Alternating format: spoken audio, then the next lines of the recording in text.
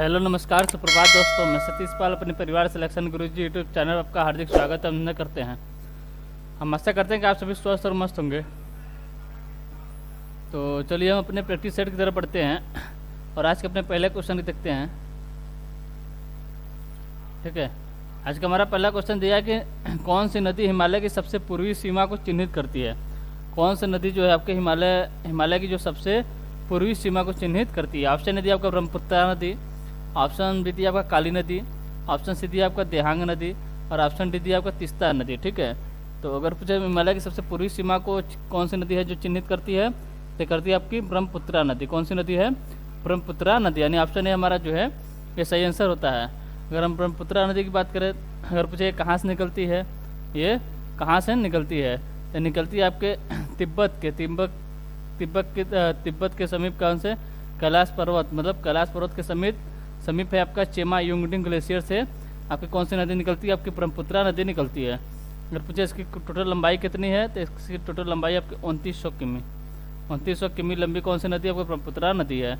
और पूछे ब्रह्मपुत्र नदी की भारत में लंबाई कितनी है, भारत में कितनी है, तो आपका 916 किमी। 916 किमी आपकी ये भारत में लंबाई है। और टोटल लंबाई पूछे तो 2900 किमी किसकी लंबाई है?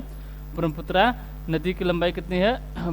टोटल आपकी 2900 किमी है। ठीक है, अगर पूछे भारत में कहाँ से प्रवेश करती है, तो भारत में अरुणाचल प्रदेश के यांग्याप दर्रा से कहाँ, मतलब भारत में प्रवेश करती है। कौन सी नदी? ब्रह्मपुत्र नदी। ठीक है, अगर पूछे ब्रह्मपुत्र नदी को अरुणाचल प्रदेश में किस नाम से जानते हैं, इसे दिहांग के नाम से जानते हैं। किस नाम से? अरुणाचल प्रदेश में दिहांग के नाम से जानते हैं। अब पूछे तिब्बत में किस नाम से जानते हैं, तिब्बत में आपको सांगपो के नाम से, किस नाम से? सांगपो के नाम से तिब्बत में जानते हैं। और अरुणाचल प्रदेश में आपको दिहांग के नाम से जानते हैं। और जब ये असम में प्रवेश करती है तब इसे ब्रह्मपुत्र कहते हैं। और जब ये बांग्लादेश में जाती है तो इसे पद्मा कहते हैं। क्या कहते हैं? पद्मा। ठीक है, और गंगा को जमुना कहते हैं। और इन दोनों को मिलन रूप को क्या कहते हैं? मेघना कहते हैं। ठीक, और अगर हम ऑप्शन बी की बात करें, काली नदी, अगर पूछे काली नदी के उद्गम स्थल कहाँ है, तो आपका उत्तराखंड के पिथौरागढ़ जिले से, उत्तराखंड के पिथौरागढ़ जिले से काला पानी नामक स्थान से कौन सी नदी निकलती है? आपकी काली नदी निकलती है। ठीक है, और दिहांग नदी की बात करें, किसकी? दिहांग नदी किसका? दिहांग वही है, मतलब ब्रह्मपुत्र नदी को ही दिहांग नदी कहते हैं। कहाँ पर? अरुणाचल प्रदेश में। ठीक, और तीस्ता नदी की अगर हम बात करें, तीस्ता नदी का उद्गम स्थल तो आपके किस राज्य से निकलती है पूछे, तो सिक्किम से। ठीक है, सिक्किम के कहाँ से? किंग्सने ग्लेशियर के पास कौन सी मतलब झील है? चारामाऊ झील से निकलती है। ठीक है, चलिए अगला क्वेश्चन देखते हैं। अगला क्वेश्चन दिया हमारा कि दिल्ली के लाल किला को यूनेस्को में कब शामिल किया गया था? दिल्ली के लाल किला को यूनेस्को में कब शामिल किया गया था? ऑप्शन दिया आपका 2007, ऑप्शन बी दिया आपका 2010, ऑप्शन सी दिया आपका 2003 और ऑप्शन डी दिया आपका 2016। किसकी बात करा? यूनेस्को की। ठीक है, किसकी? यूनेस्को की बात कर रहा है। ठीक, पूछा किसकी? दिल्ली के लाल किला को कब मतलब शामिल किया गया था यूनेस्को में, तो किया गया था फिर 2007 में। कब? 2007 में से शामिल किया गया था। अगर पूछे यूनेस्को की स्थापना कब हुई थी, तो स्थापना हुआ था आपका 16 नवंबर 1945, यानी 1945। 16 नवंबर 1945 को इसका स्थापना हुआ था। हेड क्वार्टर पूछे तो कहाँ पर है, मतलब मुख्यालय कहाँ पर है, तो इसका मुख्यालय है आपका पेरिस में। कहाँ पर? पेरिस में इसका मुख्यालय है। ठीक, कहाँ पर? पेरिस में इसका मुख्यालय है। स्थापना 16 नवंबर 1945 को और पेरिस में इसका मुख्यालय है। अब पूछे दिल्ली के लाल किला को कब यूनेस्को में शामिल किया गया था, तो किया गया था आपके 2007 में। कब? 2007 में। ठीक है, पहली मतलब भारत के पहले स्थल को कब शामिल किया, मतलब 1983 में। कब? 1983 में। तो 1983 में कितने स्थलों को शामिल किया गया था? 1983 में कितने स्थलों को भारत के शामिल किया गया? शुरू में मतलब कब अगर से पूछे यूनेस्को में शामिल किया गया था भारत के स्थल को, तो 1983 में किया गया। तो उसमें आपके 4 स्थल को शामिल किया गया था। कितने स्थल को? 1983 में बात करें तो 4 स्थल को शामिल किया गया था। और 4 स्थल में कौन कौन से थे? एक था आपका आगरा का लाल किला था, और आगरा का किला बोले या आगरा का लाल किला। ठीक है, तो आगरा का किला और ताजमहल ये 2 हो गए। और एक था आपका एलोरा, कौन था? एलोरा की गुफा। कौन था? आगरा किला, ताजमहल और एलोरा गुफा और अजंता की गुफा। ये 4 स्थान आपके 4 स्थल जो है आपके 1983 में ही 1983 में यूनेस्को में शामिल हुए हैं। तो कौन कौन से थे? आगरा का किला, आगरा का किला, आगरा किला और ताजमहल, ताजमहल, एलोरा, एलोरा और अजंता की गुफा, अजंता की गुफा। ठीक है, टोटल आपके कितने? टोटल आपके चार जो है आपको 1983 में शामिल किए थे। पहली बार ये चारों को शामिल किया गया था। ठीक है, पूछता है कि कभी कभी मतलब 1983 में पहली बार यूनेस्को में कौन से स्थल शामिल किए गए थे। पूछ लेता 4 दिया, इनमें से एक को हटा देता, पूछता है इसमें से कौन से नहीं थे। ठीक, तो इसी पर आप मतलब क्वेश्चन बनता है। पूछा तुम्हारा दिल्ली के लाल किला, तो इससे लाल किला की कब शामिल किया गया? तो किया गया था आपके 2007 में। ठीक है, अगर हम 2010 की बात करें तो 2010 में किसको शामिल किया गया था? तो 2010 में किया गया था कोई जंतर मंतर को, जो कि आपके कहाँ पर है? राजस्थान के जयपुर में है। इसे 2010 में यूनेस्को में शामिल किया गया था। 2003 की बात करें तो इसमें 2003 में किया गया था भीमबेटका को, मध्य प्रदेश के भीमबेटका की गुफाओं को 2003 में यूनेस्को में शामिल किया गया था। ऑप्शन डी में दिया 2016 में बोले तो नालंदा विश्वविद्यालय को यूनेस्को में शामिल किया गया था। ठीक, चलिए अगला क्वेश्चन देखते हैं। अगला क्वेश्चन दिया कबीर पुरस्कार किस राज्य द्वारा दिया जाता है? कबीर पुरस्कार जो है किस राज्य द्वारा दिया जाता है? ऑप्शन दिया आपका उत्तर प्रदेश सरकार, ऑप्शन बी दिया आपका राजस्थान सरकार द्वारा, ऑप्शन सी दिया आपका मध्य प्रदेश सरकार द्वारा, और ऑप्शन डी दिया इनमें से कोई नहीं। ठीक है, तो पूछा कबीर पुरस्कार, अगर पूछा कबीर पुरस्कार किस राज्य द्वारा दिया जाता है तो दिया जाता है आपके उत्तर प्रदेश सरकार द्वारा। किसके द्वारा? उत्तर प्रदेश सरकार द्वारा, यानी ऑप्शन ए हमारा जो है सही आंसर होता है। ठीक है, पूछा किस क्षेत्र में दिया जाता है तो सामाजिक और सद्भाव क्षेत्र में दिया जाता है, सामाजिक और सद्भाव क्षेत्र में दिया जाता है। अगर पूछे हम राजस्थान सरकार द्वारा कौन सा पुरस्कार दिया जाता है? राजस्थान सरकार द्वारा कौन सा पुरस्कार दिया जाता है? यहाँ दिया जाता है आपका बिहारी पुरस्कार। बिहारी पुरस्कार पूछे किसके द्वारा दिया जाता है तो दिया जाता है आपका राजस्थान सरकार के द्वारा। राजस्थान सरकार के द्वारा बिहारी पुरस्कार दिया जाता है। किसके लिए जाता है? हिंदी की रचना के लिए दिया जाता है। ठीक है, अब पूछे मध्य प्रदेश सरकार किसके मतलब मध्य प्रदेश सरकार द्वारा कौन सा पुरस्कार दिया जाता है? दिया जाता है तानसेन पुरस्कार, जो कि आपके संगीत से संबंधित है। ठीक है, कौन सा? तानसेन पुरस्कार। तानसेन पुरस्कार किस राज्य द्वारा दिया जाता है? मध्य प्रदेश के द्वारा दिया जाता है। ठीक है, किस क्षेत्र से संबंधित है? आपके संगीत क्षेत्र से संबंधित है। ठीक, इसी प्रकार पूछा था हमारा कबीर पुरस्कार तो आपके उत्तर प्रदेश सरकार द्वारा एक और पुरस्कार दिया जाता है। वो कौन सा है? वो भारत भारती। कौन सा है? भारत भारती पुरस्कार। भारत भारती पुरस्कार पूछे किसके द्वारा दिया जाता है? आपके उत्तर प्रदेश सरकार दिया जाता है। इसकी ये किस क्षेत्र में दिया जाता है? तो दिया था साहित्य के क्षेत्र में। किसके क्षेत्र में? साहित्य के क्षेत्र में। तो कबीर पुरस्कार जो था वो आपके सामाजिक के क्षेत्र में था, और भारत भारती साहित्य के क्षेत्र में दिया जाता है। ठीक, चलिए आगे देखते हैं। अगला क्वेश्चन दिया भारत में दूसरा उच्च संवैधानिक पद कौन सा है? भारत में दूसरा उच्च संवैधानिक पद कौन सा है? ऑप्शन दिया आपका उपराष्ट्रपति, ऑप्शन बी दिया आपका राज्यपाल, ऑप्शन सी दिया आपका प्रधानमंत्री, और ऑप्शन डी दिया आपका राष्ट्रपति। ठीक है, अगर हम भारत में उच्च संवैधानिक पदों की बात करें तो अगर पूछे भारत में सबसे पहले स्थान पर कौन सा पद आता है? सबसे पहले स्थान पर कौन सा पद आता है? तो है आपका राष्ट्रपति। पहले स्थान पे आपका राष्ट्रपति। दूसरे स्थान में बात कर लेते हैं, यहाँ होता है आपका उपराष्ट्रपति। क्या है? उपराष्ट्रपति। दूसरे स्थान पर हो गया आपका उपराष्ट्रपति। तीसरे पे आते हैं आपके प्रधानमंत्री। कौन? प्रधानमंत्री। ठीक है, तीसरे पे हैं आपके प्रधानमंत्री। और चौथे बात करते हैं आपके राज्यों के राज्यपाल। कौन है? राज्यों के राज्यपाल, ये चौथे स्थान पर आते हैं। पांचवें स्थान पर बात करें तो यहाँ पे आपके पूर्व राष्ट्रपति। कौन है जाएंगे? पूर्व राष्ट्रपति। पूर्व राष्ट्रपति। और छठे स्थान पर बात कर लें, छठे पे कौन आते हैं? छठे पे आते हैं भारत के मुख्य न्यायाधीश। कौन? मुख्य न्यायाधीश। मुख्य न्यायाधीश। और इनके साथ कौन आते हैं? तो इनके साथ आते हैं आपके लोकसभा और राज्यसभा के अध्यक्ष। ठीक है, लोकसभा के अध्यक्ष। और सातवें स्थान पे बात करें, सातवें स्थान पे कौन आते हैं? सातवें स्थान पर आते हैं भारत रत्न प्राप्त करता है। कौन? भारत रत्न प्राप्त करता है, यानी जिन्हें भारत रत्न मिल चुका है। ठीक है, भारत रत्न प्राप्त करता है। भारत रत्न प्राप्त करता किस स्थान आते हैं? 7वें स्थान पे। 7वें स्थान पर ही आते हैं आपके उप प्रधानमंत्री। कौन आते हैं? उप प्रधानमंत्री। उप प्रधानमंत्री किस स्थान होते हैं?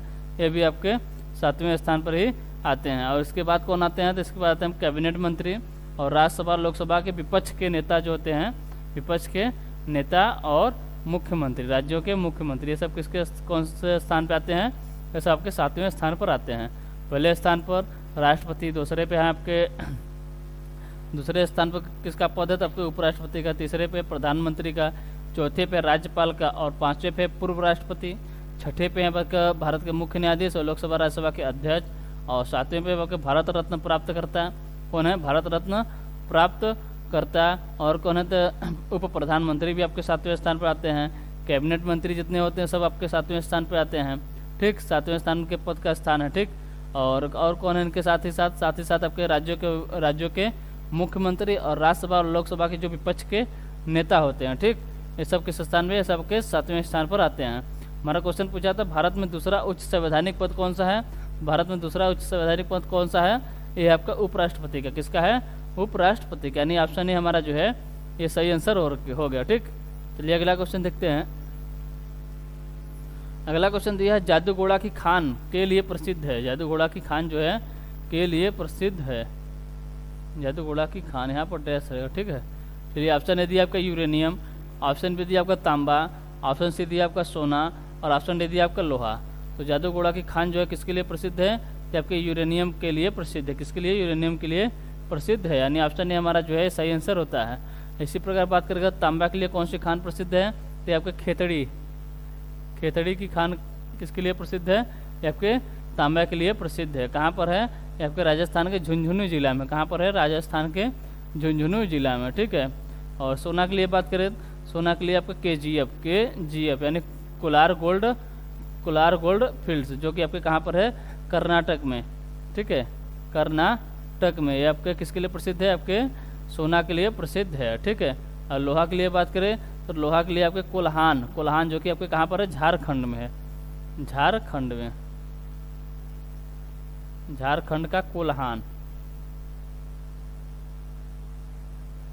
झारखंड का कोल्हान खान किसके लिए प्रसिद्ध है? आपके लोहा के लिए प्रसिद्ध है, ठीक। चलिए अगला क्वेश्चन देखते हैं। अगला क्वेश्चन दिया ब्रिटिशों के साथ अलीपुर की संधि पर किसने हस्ताक्षर किए थे? ऑप्शन ए दिया आपका सिराज उद दौला, ऑप्शन बी दिया आपका मीर कासिम, ऑप्शन सी दिया आपका अली वर्दी खान और ऑप्शन डी दिया आपका मीर जाफर। तो ब्रिटिशों के साथ अलीपुर की संधि पर किसने हस्ताक्षर किए थे? पहले हम बात करें अलीपुर की संधि हुई कब थी? अलीपुर की संधि हुई कब थी? तो हुई थी आपके 9 फरवरी 1957 को। कब हुई थी? 9 फरवरी 1957 को अलीपुर की संधि हुई थी, ठीक है। तो ब्रिटिशों के साथ अलीपुर की संधि पर किसने हस्ताक्षर किए थे? ये किए थे आपके सिराज उद दौला। किसने? सिराज उद दौला ने हस्ताक्षर किए थे। यानी ऑप्शन ए हमारा जो है ये सही आंसर होता है, ठीक। चलिए अगला क्वेश्चन देखते हैं। अगला क्वेश्चन दिया भारतीय संविधान में प्रारंभ में कितने मौलिक अधिकार दिए गए थे? भारतीय संविधान में प्रारंभ में कितने मौलिक अधिकार दिए गए थे? ऑप्शन ए दिया 5, ऑप्शन बी दिया आपका 4, ऑप्शन सी दिया आपका 6 और ऑप्शन डी दिया आपका 7। तो अगर पूछे प्रारंभ कितने मौलिक अधिकार थे? प्रारंभ थे आपके 7। प्रारंभ में 7 मौलिक अधिकार थे और वर्तमान में कितने हैं? आपके 6 मौलिक अधिकार हैं। कौन से मौलिक अधिकार को हटाया गया है? कि आपके संपत्ति के अधिकार को, किसके? संपत्ति के अधिकार को हटा दिया गया। किस संविधान संशोधन के द्वारा? 44वें संविधान संशोधन 1978 के द्वारा। 1978 के द्वारा। उसमें अगर पूछे प्रधानमंत्री कौन थे? तो मोरारजी देसाई जी थे। कौन थे?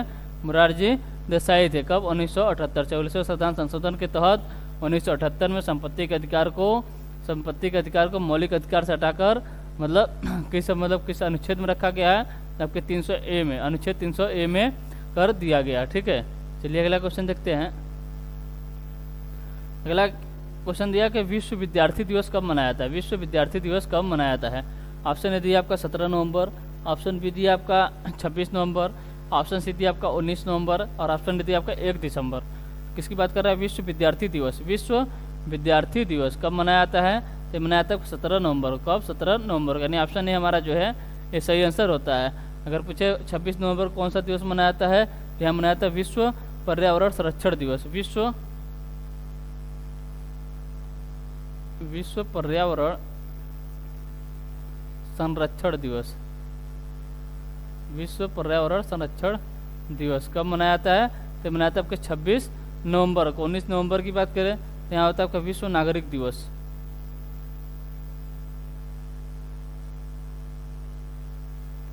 विश्व नागरिक दिवस, ठीक है, विश्व नागरिक दिवस कब मनाया जाता है? 19 नवंबर को। 1 दिसंबर की बात करें तो यहाँ होता है विश्व एड्स दिवस, विश्व एड्स दिवस कब मनाया जाता है? ये मनाया जाता है आपके 1 दिसंबर को, ठीक है। इसी प्रकार अगर हम और दिसंबर की बात करें, 4 दिसंबर को कौन सा दिवस है? 4 दिसंबर को कौन सा दिवस है? यहाँ तक मनाया जाता है आपका नौसेना दिवस, नौसेना दिवस, नौसेना दिवस, ठीक है। अगर पूछे वायुसेना दिवस कब मनाया जाता है? मनाया जाता है आपके 8 अक्टूबर को, 8 अक्टूबर को वायुसेना दिवस, ठीक है, वायुसेना दिवस। अब पूछे अगर थल सेना दिवस तो आपके 15 जनवरी को, 15 जनवरी को थल सेना दिवस, थल सेना दिवस 15 जनवरी को, ठीक है। अगर हम 6 दिसंबर की बात करें, 6 दिसंबर को कौन सा दिवस मनाया जाता है? यहाँ मनाया जाता है आपको नागरिक सुरक्षा दिवस, नागरिक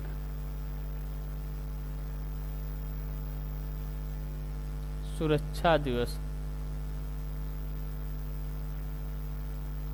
नागरिक सुरक्षा दिवस कब मनाया जाता है? आपके 6 दिसंबर को मनाया जाता है। और 7 दिसंबर की बात करें, 7 दिसंबर को मनाया जाता है झंडा दिवस, कौन सा दिवस है? झंडा दिवस कब मनाया जाता है? ये मनाया जाता है आपके 7 दिसंबर को।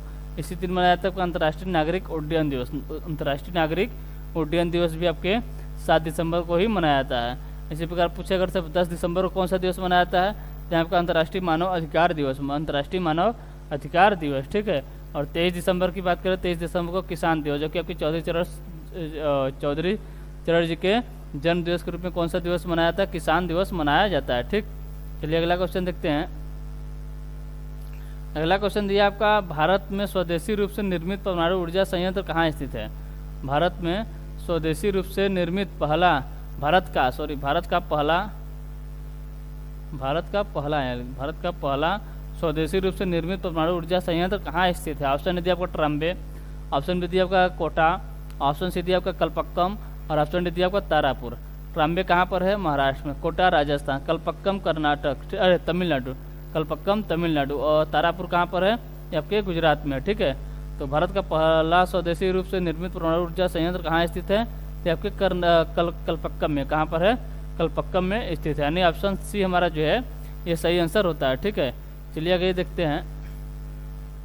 अगला क्वेश्चन दिया हमारा कि विजयनगर का प्रसिद्ध हजारा मंदिर किसके शासन काल में निर्मित हुआ था? विजयनगर का प्रसिद्ध हजारा मंदिर किसके शासन काल में प्रसिद्ध हुआ था? निर्मित हुआ था, ठीक। ऑप्शन दिया आपका कृष्णदेवराय, ऑप्शन बी दिया आपका हरिहर द्वितीय, ऑप्शन सी दिया आपका देवराय द्वितीय और ऑप्शन डी दिया आपका बुक्का। ऑप्शन डी क्या दिया है? बुक्का, ठीक।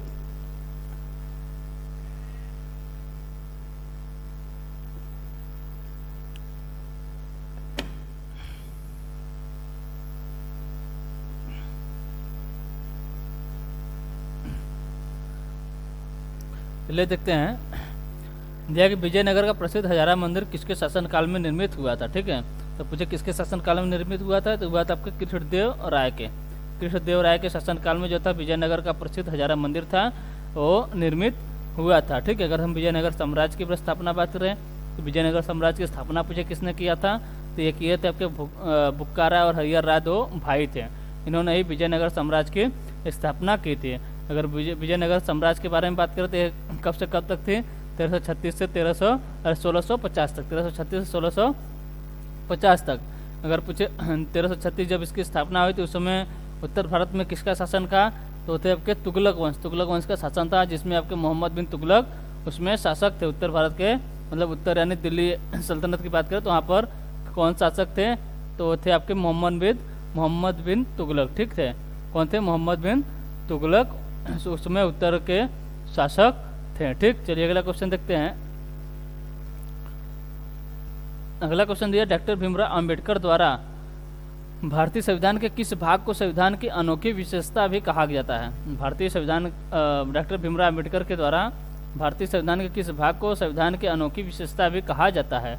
ऑप्शन ए दिया आपका संशोधन प्रक्रियाएं, ऑप्शन बी दिया आपका मौलिक कर्तव्य, ऑप्शन सी दिया आपका नीति निर्देशक तत्व और ऑप्शन डी दिया आपका मौलिक अधिकार। तो जो डॉक्टर भीमराव अम्बेडकर द्वारा भारतीय संविधान के किस भाग को अगर पूछे अनोखी विशेषता, क्या कहा था, अनोखी विशेषता किसे कहा गया, तो कहा गया आपका राज्य के नीति निर्देशक तत्व, राज्य के नीति निर्देशक तत्व को कहा गया। यानी ऑप्शन सी हमारा जो है ये सही आंसर होता है, ऑप्शन सी हमारा जो है सही आंसर होता है। अगर पे जब राज्य के नीति निर्देशक तत्व को किस भाग में रखा गया है, तो ये आपके भाग 4 में, किसमें, भाग 4 में, भाग 4 में अनुच्छेद 36 से 51 तक, अनुच्छेद 36 से 51 तक, ठीक है। भाग 1 का संबंध, भाग 1 राज्य एवं यूटी से है, राज्य एवं यूटी से अनुच्छेद कहाँ से 1 से लेके 4 तक। भाग 2 की बात करें, भाग 2 किससे संबंधित है, ये आपके नागरिकता से, अनुच्छेद 5 से लेके 11 तक। भाग 3 की बात करें, भाग 3 मौलिक अधिकार, मौलिक अधिकार अनुच्छेद 12 से लेके 35 तक। भाग 4 है आपका, भाग 4 क्या है, भाग 4 है आपका राज्य के नीति निर्देशक तत्व, तो जो कि 36 से 51 तक। और भाग 4 का की बात करें, भाग 4 क की बात करें, इसमें क्या है, मौलिक कर्तव्यों के बारे में बताया गया। अनुच्छेद कौन सा है, अनुच्छेद 51 क है, 51 क है। और भाग 5 की बात करें, किसकी, भाग 5 की बात करें, इसमें क्या है, इसमें संघ के बारे में बताया गया है।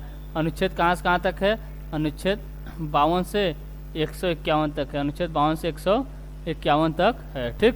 चलिए अगला क्वेश्चन देखते हैं।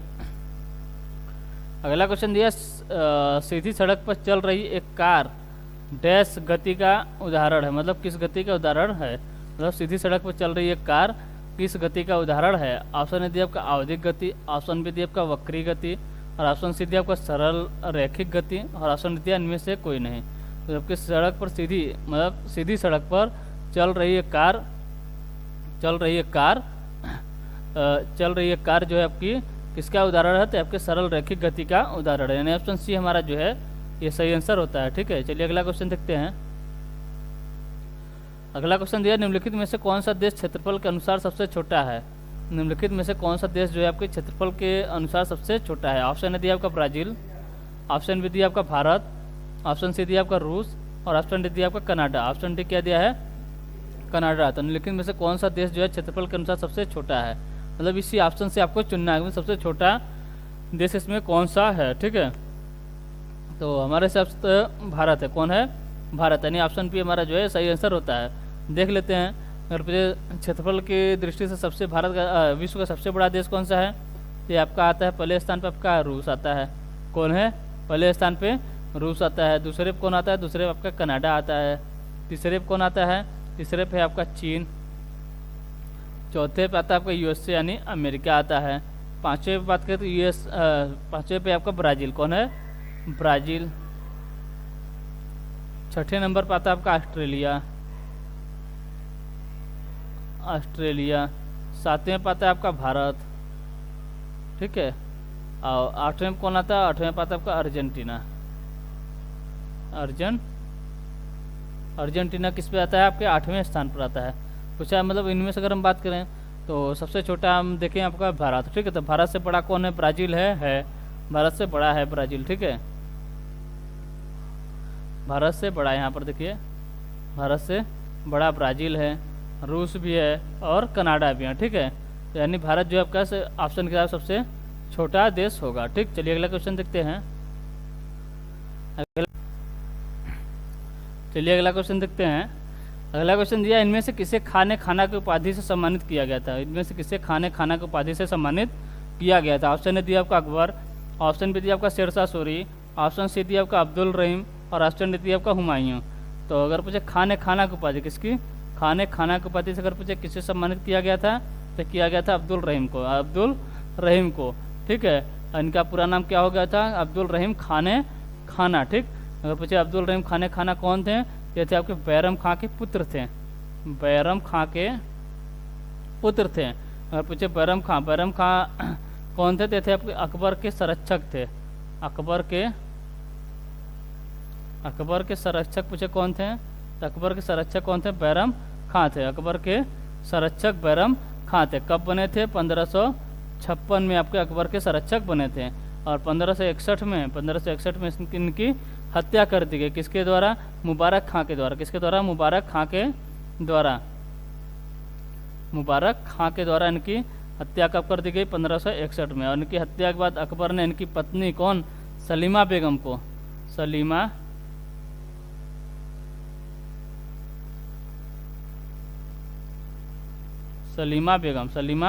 बेगम से विवाह कर लिया। इनकी पत्नी कौन थी? सलीमा बेगम। और एक पुत्र था कौन? अब्दुल रहीम। इसे मतलब इनकी पत्नी से विवाह कर लिया और इनके पुत्र को गोद लिया और बाद में खाने खाना की उपाधि भी दी। अगर पूछे खाने खाना की उपाधि अब्दुल रहीम को किसने दी, तो अकबर ने ही दी। किसने दी? अकबर ने दी थी। ठीक, चलिए अगला क्वेश्चन देखते हैं। अगला क्वेश्चन दिया आपका, राज्यों में पंचायत के चुनाव किसके द्वारा आयोजित किए जाते हैं? राज्यों में पंचायत के चुनाव जो हैं किसके द्वारा आयोजित किए जाते हैं? ऑप्शन दिया आपका भारत चुनाव आयोग, ऑप्शन बी दिया आपका राज्य निर्वाचन आयोग, ऑप्शन सी दिया आपका संयुक्त लोक सेवा आयोग और ऑप्शन डी दिया ग्राम सभा। तो राज्यों में जो पंचायत के चुनाव होते हैं वो किसके द्वारा आयोजित किए जाते हैं? तो किए जाते हैं वो राज्य निर्वाचन आयोग के द्वारा। किसके द्वारा? राज्य निर्वाचन आयोग के द्वारा मतलब आयोजित कराए जाते हैं। ठीक, यानी ऑप्शन बी हमारा जो है ये सही आंसर होता है। ठीक, चलिए अगला क्वेश्चन देखते हैं। अगला क्वेश्चन दिया, भारत सरकार का कौन सा मंत्रालय भारत के विदेश व्यापार नीति से संबंधित है? भारत के विदेश